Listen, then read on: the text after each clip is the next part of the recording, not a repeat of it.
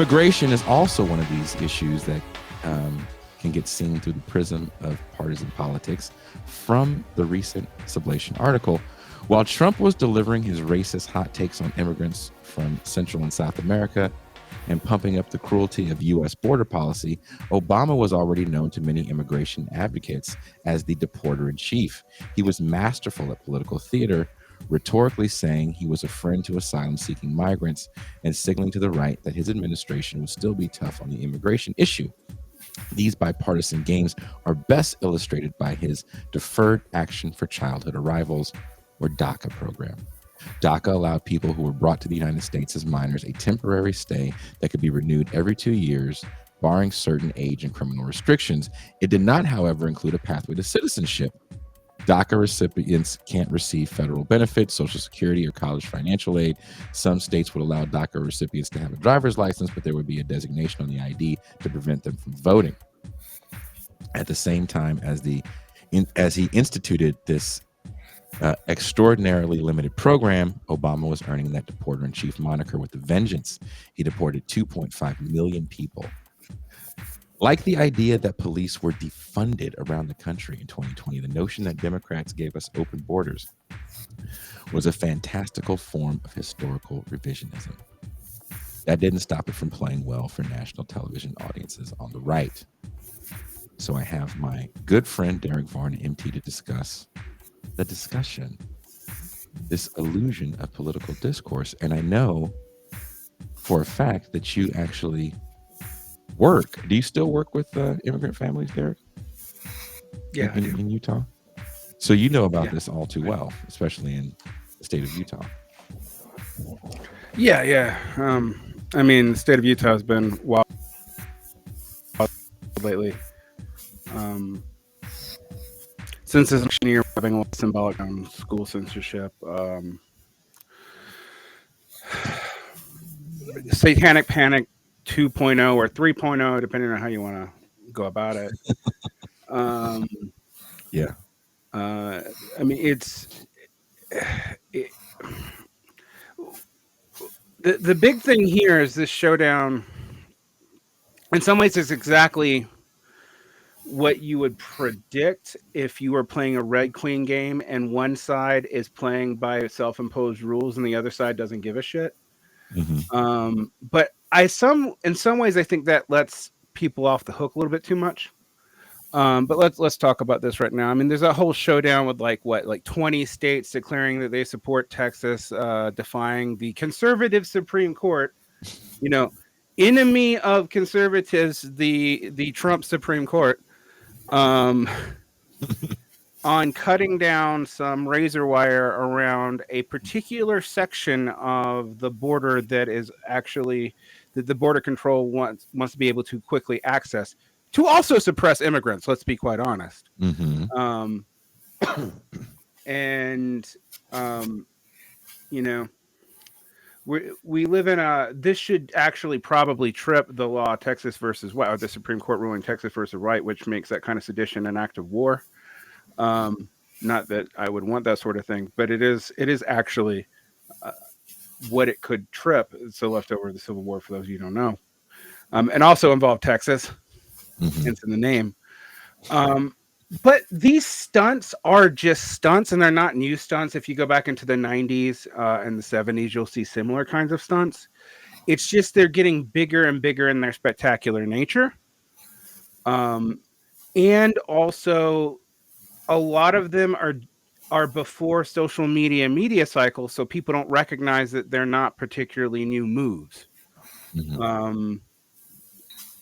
You know, the mass shootings have been increasing since the late 1990s, right? Yes.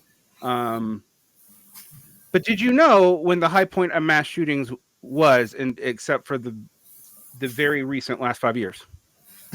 When before this last? Oh, I don't know when. The 1980s. Oh no! Oh, the work-related shootings. Oh, work-related shootings and school shootings. There was a ton of school shootings in the 1980s. You didn't hear about it. Mondays. That was in the 80s. Yep, and we didn't hear that much. And a lot of the reforms that people think were post-Columbine, like clear book bags, metal detectors at the door, that sort of thing. They start in the early 90s. The framing is different. Instead of being framed as random mass shooting, they're framed as gang violence in the schools. And some of it was gang violence. I mean, so the framing wasn't totally pulled at anyone's ass, but some of it we don't actually completely know why it happened. Yeah. Given that most of that was only reported on in local media, it didn't actually induce the kind of panics we see now. So I bring that up always to say that, like, we've had this debate around gun control for a while. I remember reading something about John Fogerty. I know this is going to sound strange. Okay. But he was talking about the number of guns per person in America and why he gave up his guns, even though he was a moderate-ish, conservative-ish person, in 1969. Damn. All right? So these discourse patterns, while they have all gotten worse and more extreme, with the exception of crime, I think we do have to be honest and say, like, while crime is up from its aught teens levels and aughts levels, it's still down from like most of the 20th century after the 1950s. And we don't know it like before that. No one has any idea what the crime rate would have been in the 19th century. We weren't recording that. Frontier justice, right? Right. Which is not to say things are getting worse. I think they are. It's just that what we're seeing is like a spiral where everything repeats and moves. I do feel that way, especially with the way the shooting was portrayed, because again, as I said in the opening, you hear over and over these monologues, and you can tell what side someone sits on the monologue, right? If they're talking about it's these mentally ill people, we need to have checks for the mentally ill, then it's like there's guns kill people, we need gun reform, blah blah blah blah. And you know where they sit on the thing. But when it came out that it was like kids beefing, no one knew how to act almost, and it just got quiet. And now we're not talking about gun control. We're not talking about mentally ill people with firearms, because it wasn't the mass shooting that they wanted it to be. It was something a lot more common. Right. And then it almost felt like, well, the commoners came to the parade too. We have to expect. Well, I mean, this is an interesting thing. Like, I was just at a debate the other week, Jason. Oh, like a high school debate. I judge high school debate on the weekends. What was it about? This weekend it was about what was it about? Gun violence. No way. Yeah, and what else was it about? Whether or not the United States should have some form of wealth distribution, but was unclear about what that meant. Okay. So people were arguing. It was actually quite funny, as a side note. People were arguing both Marxist and conservative points against UBI, and not realizing that the points they were making were contradicting each other, but they were both against UBI. It's actually quite funny. That tells you something about the way, like, the top 10% of kids are going right now. Is like they instrumentalize everything because they've been taught to. But they don't even understand what they're instrumentalizing.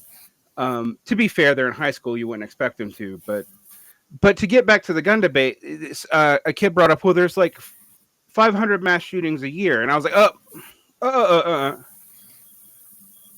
what are we defining mass shootings as? Because you're referring to random shooting events that are unmotivated, but then you're going back to the 3 or more people shot at one time definition. Yep. Those are two very different things. Like, there's not 500 random school shootings in the United States. And the thing about the shooting after the Super Bowl that's interesting is, you're right, it's much more common. There's a lawsuit right now where I believe a Latin family or maybe a Polynesian family is suing the school, a school in Utah that someone I know works at, for ignoring inter-brown racial violence between Latin and Polynesian students, and that leading to a shooting and where 2 kids were killed and 1 kid was injured, not on campus, but right off. This of isn't it. your school. It is not my school. No. Damn. Promise. So they're suing because But the school. Let me get this right. I just want to make sure I'm hearing you correctly. They're suing the district or the school. Well, they're suing the school, but that's effectively suing the district, which is effectively suing the municipality. And because there were fights between brown kids and Polynesian kids, and the school between brown and brown, and the school didn't know how to do anything about it, or they just didn't do anything about it. Well, the parents are claiming they didn't do anything about it. I actually I'm not sure that I believe that. But also, I would say a lot of these schools often do not have narratives for how to deal with racial tensions between non-white groups. So so it's one of those things where, because this is happening in Los Angeles too. Bill Cody off air talks about this.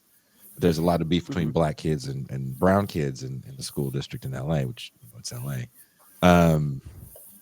If it's black and white or Mexican and white, Polynesian and white, then you know how to handle it, right? You get your DEI experts in there and everybody watches the Well, not anymore, but until about a month ago, you got your DEI experts in there. So when it's between two groups of minorities, they shrug their shoulders and go, boys will be boys. Like, what do they do?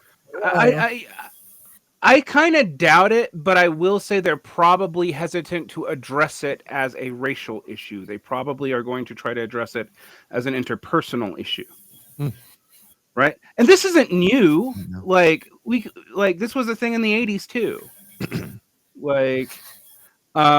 And I think the family's claim is that it was, right racism leading them not to take either brown group seriously, which might even be fair. I mean, to be honest. Are they the family of the kid that was slain? They're the family of the kid that survived, actually. That's suing. I can't remember. It's one of those things where it's like, poor kid got hit in the spine. I mean, he's in rough shape. I mean, getting shot at school is, I don't care where you go to school. I don't care if you go to East Side High no one expects to get shot at school. So the narrative is that that the kid felt unsafe because of racial tensions between the two groups, and then he brought a gun in, and then it escalated, and someone else had a gun. From what I understand. All right. This happened 2 years ago. The loss is happening now.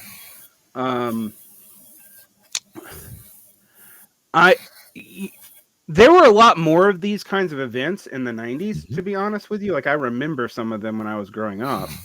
And I didn't, like, my school, for example, didn't have gunshots, but we had gang-on-gang violence that involved kids sneaking into the school with glass bottles and stabbing kids. Yikes. Like, I mean, violence is going to happen. Violence is going to happen, right? Right. I mean, it's also still, that still probably only happened like once when I was in high school. I don't know what, on one hand, in this scenario, I don't want to downplay it because any violence is too much. On the other hand, you're dealing with boys in a situation where these lethal things are readily available. Guns, sure, but also other lethal things, frankly.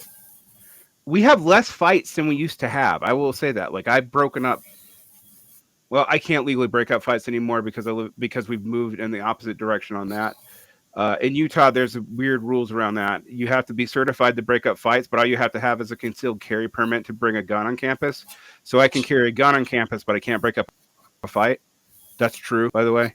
Do you just break up the fight like Ice Cube in Boys in the Hood and you just show you? We got a problem here? Yeah, just pull out a gun. No, I don't carry on campus because it's stupid, but I could. Theoretically, I totally could. Oh, God.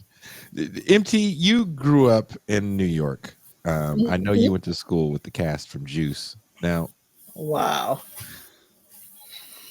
But serious, straight out of Brooklyn. What was it like for you when you were going to school back in the day? Well, my high school was a specialized high school. We didn't have metal detectors, although the school across the street did. But I am from an area full of high schools. And around 3 o'clock, 2, 3 o'clock, for a couple of hours, it's just all teenagers in the street. So we all kind of knew people from different schools, and a lot of the schools in Queens had metal detectors, and lots of violence to be had. Did you guys ever try to talk them into having a dance off instead? No, we didn't. We didn't teach them to have a dance off. There were people in my school who had guns and knives and stuff. Were they props for theater class? No, they were not.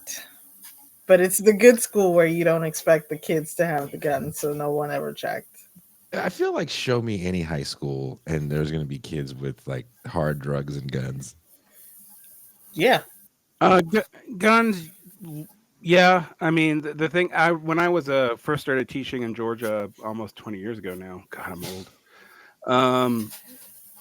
Um, we still had those zero tolerance rules, so we would send kids like who forgot to take their gun rack out of their car. They would get sent to prison. Really? Yeah, even white kids. Yes. I thought that was well. I don't know how common hunting season is in Utah. I know how common it is in the South. I was talking about. You're talking about the South, yeah. In the Also- South, it's super common. yeah. Like it's hunting season. Kids just go to school with their. Yeah, but I taught 5 years after I started teaching, like 5-6 years after Columbine. It's a different time. Yikes. Yeah. Columbine was a game changer for a lot of stuff. Yeah, because it was white kids doing it, quite Yeah. frankly. It wasn't like you said. It wasn't looked at as gang violence. I think that's part of like what I wanted to get at with this show, like the way we talk about all this stuff. Like to hear all these people go on and on and on. I'm like, well, no one's talking about the fact that there's just a shit ton of guns. You've built an industry around the need for a firearm, and a minority of Americans own firearms. We own a lot. I mean, those people own a fuck ton of them. Yeah, I was about to say it's you either own none or you own like 5. Yeah, I believe the average Like, is 7. That's the average. Yeah, I mean, back when I still carried weaponry, I had 3.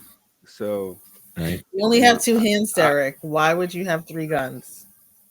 I had a bolt action rifle and two He had sidearms. one in his boot in case he needed to get the drop on some.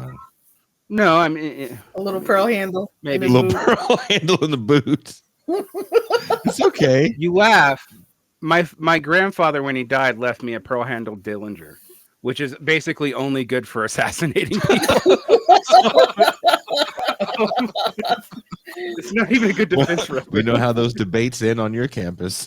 Well, Timmy, your argument just didn't cut the mustard.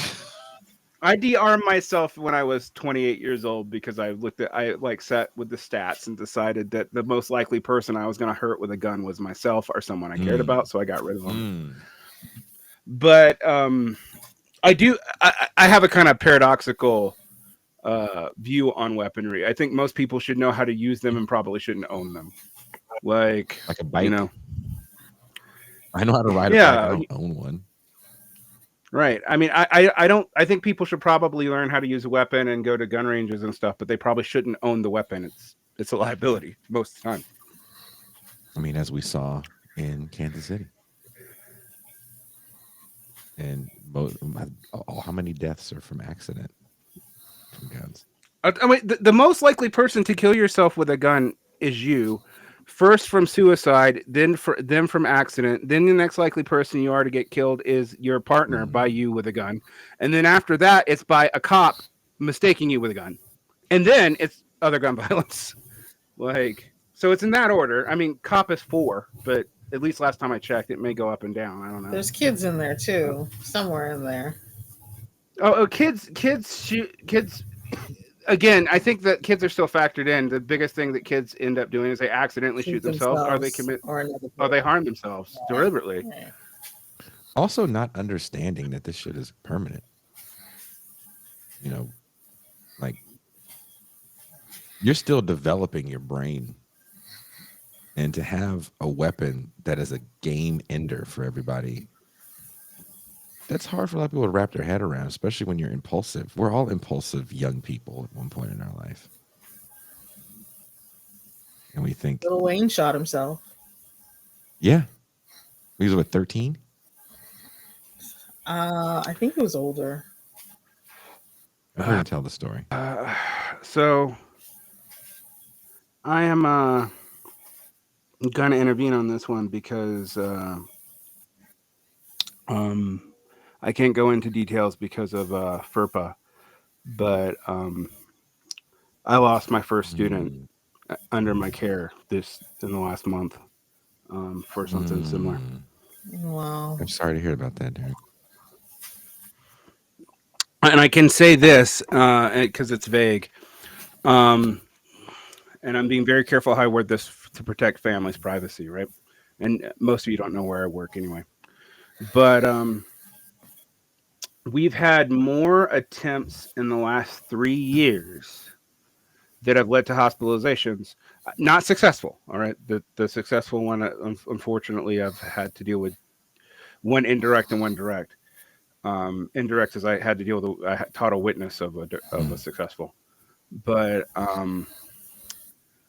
uh, we've had more hospitalization for attempts than I remember for my first 10 years of education. Now, I'm going to say that with a couple caveats. Utah has a higher suicidal ideation rate than most other states for whatever reason. Could be altitude, could be Mormons. Combination.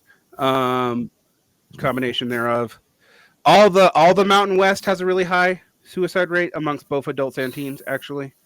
Um, but the it's still nationwide. I've looked at the statistics. It's gotten really bad. And what's interesting about that for me is that I'm not seeing a whole lot being done about it. Not really. And in fact, everything we try to do about it now is being sucked into a culture war Give me an discourse. example. What do you think social and emotional learning was about? Mm. That wasn't about like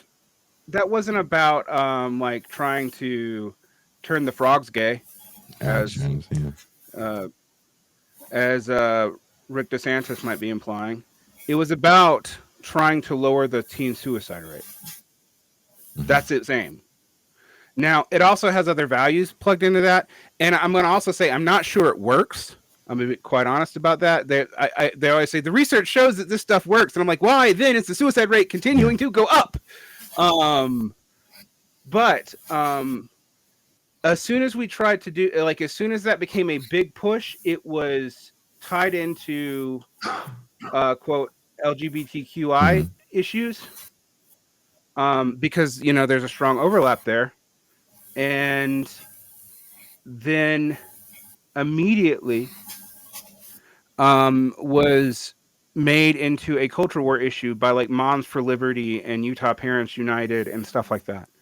So a bunch of rules now have been passed that we can't use that language in anything we do. Just like you mentioned DEI experts, well, we ban that Your this school year. district? There's no state DEI. No, the Oh, state of wow. Utah. The state of Utah banned all DEI initiatives. I mean, all that means that they're just Mm-hmm. going to rename it, frankly. Hmm. But still, those offices and whatnot, if they're paid for by the government, they're going away. What do you think it is, Toussaint? Do you think we're lonelier, more atomized? I think that's definitely part of it. I think that the loneliness is not being adequately addressed. Mm-hmm. People are kind of making it seem like other things. Just because you're lonely doesn't mean that you're necessarily longing for a romantic sexual partner, True. which is where a lot of the discussion gets funneled into. You could be looking just for friends, somebody to go bowling with, and that's not addressed. Fit and fresh and fit, Mm-hmm. they're not addressing that. That sort of thing is just really not in abundance, and it's not really being talked about. Well, if you talk about it enough, an app will be created so someone can have a bowling partner. Yeah, I mean, I was about to say what happens is it gets. There was this big to do for about a month, because that's how the media cycle goes these days, right? About the National Happiness Survey or something that I saw about 2 years ago, where everyone's like, everybody's got like a third of the friends they used to report at having 10, 15 years ago. Like amongst all generational cohorts, amongst most classes, not all, the rich still have more friends. Imagine that. But what I have said is, it seems like if you're poor, you get a cheap electronic substitute. Like, I don't know, a Chat GPT friend or a Chat GPT girlfriend to spy on you, learn all your kinks, and blackmail you later. Yeah. Or you get this stuff becomes class goods that you need access for, and it shows up even the way we talk about stuff. Like, this is a dating thing, and I apologize, I don't want to derail. You constantly hear this stuff about how partners, particularly male partners, but in general, need to better themselves and like get therapy. And I'm like, therapy's a class good. You either have to have really good insurance, or $150 to $200 to $800. That's fact.